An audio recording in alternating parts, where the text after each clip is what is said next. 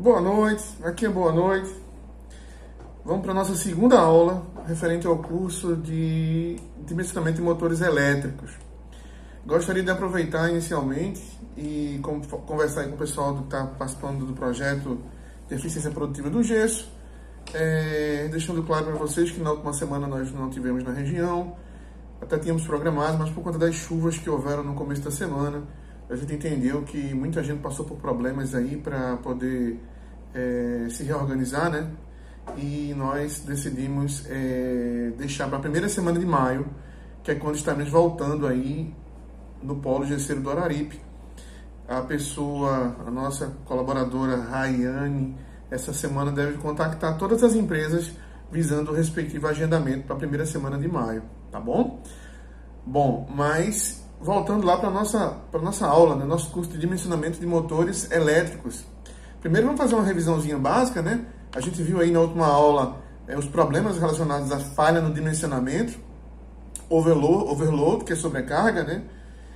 E a gente viu também o superdimensionamento, um relacionado a dimensionar um motor não suficiente, forçar, né, esse motor, e outro dimensionar ele com uma capacidade muito maior do que o necessário, e isso causar um consumo maior. Mas hoje, gente, a nossa aula, né, a gente vai focar nos tipos de motores elétricos, quais são os tipos que existem, tá? Porque é preciso que vocês entendam o que é um motor corrente contínua, o que é uma corrente alternada, né, o que é uma assíncrono ou não, o síncrono, né? Então é preciso entender um pouco disso para que você possa realmente dimensionar e fazer a compra adequada. E no final da aula de hoje, inclusive, eu vou deixar o link que vai ficar entrando no descritivo do vídeo, do catálogo da WEG, para que vocês possam clicar e visualizar lá quais são os motores aí que podem ser utilizados aí por vocês, né, na rotina. Aí você vai lá pesquisar e você vai lá dar uma olhada, tá? Bom, então vamos para a nossa segunda aula. Tipos de motores elétricos. Quais são esses tipos, né? Como é que a gente categoriza, digamos assim, tá? Basicamente a gente tem motores de corrente contínua, motores de corrente alternada e motores universais. Então a gente vai conversar um pouquinho sobre cada um agora nesse momento, tá? O motor de corrente contínua, eles possuem ímãs permanentes ou campo de armadura, né, são acionados por meio de uma fonte de corrente contínua. Geralmente na fábrica a gente não tem corrente contínua, né, a gente tem corrente alternada. Mas aí, se não tiver, você tem essa possibilidade. São utilizados em brinquedos, eletrodomésticos e alguns equipamentos industriais. Tá? Os motores alteram a sua velocidade com a variação de tensão.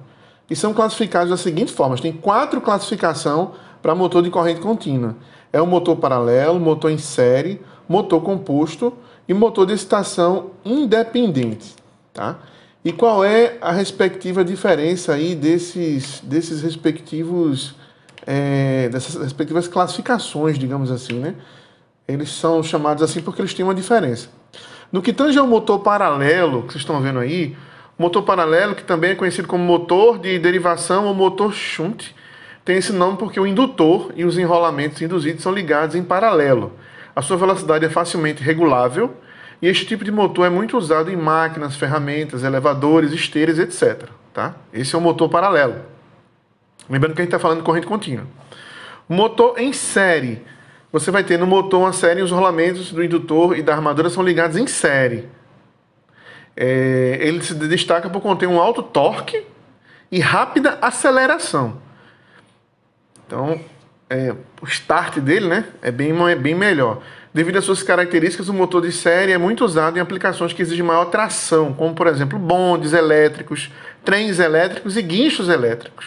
Tá? Aí você vai ter também, ainda no corrente contínua, o motor composto. Que é o motor composto? Conhecido por alguns como motor misto. Apresenta as características dos motores de série e dos motores paralelos. Esse tipo de motor conta com 2 enrolamentos de indutor, um em série com enrolamento induzido e outro em paralelo. O motor composto mantém firme a sua velocidade quando está operando com carga.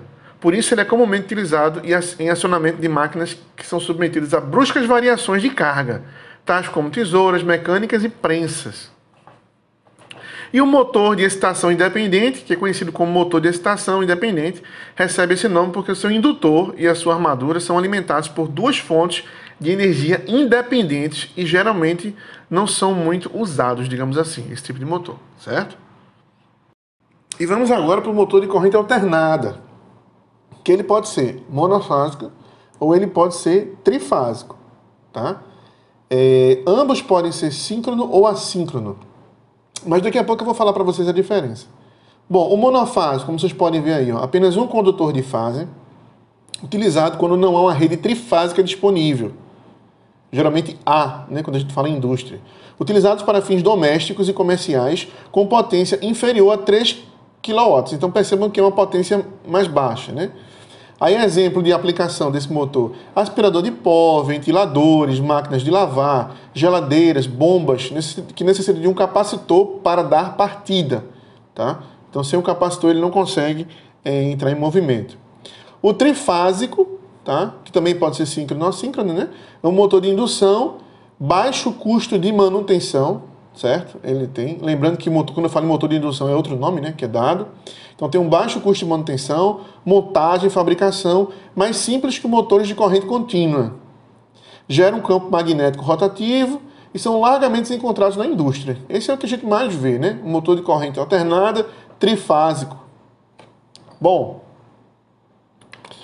nós temos também o motor universal. Que motor universal é esse, tá? Por que ele é chamado assim? Ele funciona com corrente contínua ou corrente alternada. Utiliza um eletroímã como estator para gerar seu campo magnético. Ele tem um alto torque de partida e velocidade variável. Ele pode variar essa velocidade aí, tá? Geralmente são utilizados em aspiradores, brocas portáteis, misturadores de bebidas, máquinas de costura e outras funcionalidades aí. Não é muito comum, tá, gente? Eu vou deixar claro isso.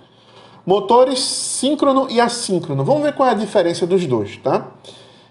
O síncrono gira numa velocidade constante e depende da frequência da rede alternada. Além disso, não possui partida própria, precisa de ajuda até que atinja a velocidade síncrona. Podendo ser ajudado por outro motor, o motor assíncrono gira em uma velocidade mais baixa. O rotor não está sincronizado com o campo girante. Então veja qual é a diferença aí, tá? O síncrono, você tem uma velocidade contínua, e o assíncrono tem uma velocidade variável aí. Porque ele não está justamente alinhado, ou sincronizado, digamos assim, tá? Bom, nós temos o motor da Lander, que é trifásico e assíncrono, tá? Que possui velocidades distintas, como vocês viram, a velocidade dela varia, né? Utilizados em guinchos, transportadoras, máquinas e equipamentos. É um dos modelos, digamos assim. Aí tem uma observação importante aí, ó. Quanto maior o número de polos, menor será a velocidade. Quanto menor a quantidade de polos, maior será a sua velocidade. É bom que isso fique claro aí para vocês também, tá? Por que eu estou comentando isso aqui, gente? Porque na hora que você vai escolher um motor, né, essas características, né, às vezes o próprio fabricante ele determina, o representante, quando você falar da utilização do motor. Eu quero para isso. Então ele vai poder dizer para você se é síncrono, se é assíncrono, se é corrente contínua, se é corrente alternada, a depender da alimentação, né? Então vocês vão alinhando ou chegando num denominador comum, mas é fundamental que você entenda isso, senão você fica vendido, digamos assim, tá? Bom, e entendendo disso, você tem aí ó, o catálogo da WEG Motores, que eu deixei aí o link para vocês. É bom salientar também algo que eu não citei aqui, que são os motores X, que são motores para atmosferas explosivas. Então, se você tem uma empresa, né, que tem esse tipo de ambiente e que não pode haver qualquer tipo de acionamento, né, para geração de faísca e que haja explosão, você precisa de um motor específico, que é esse, que está direcionado à atmosfera explosiva.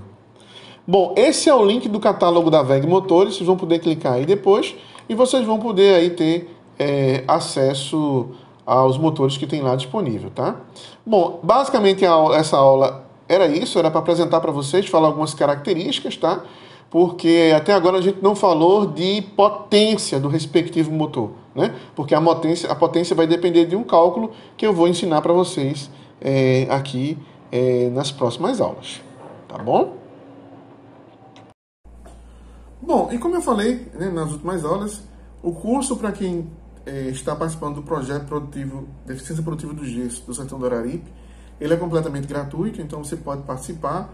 Eu vou deixar mais uma vez o link da inscrição aqui no descritivo do vídeo, tá?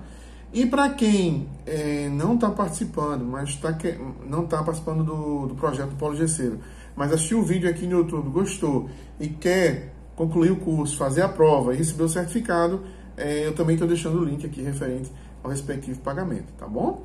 Espero que tenham gostado. Acredito que ainda essa semana a gente deve estar postando aí a terceira aula. Lembrando que esse curso são 5 aulas aí, para que vocês possam aí, dimensionar esse motor de forma adequada.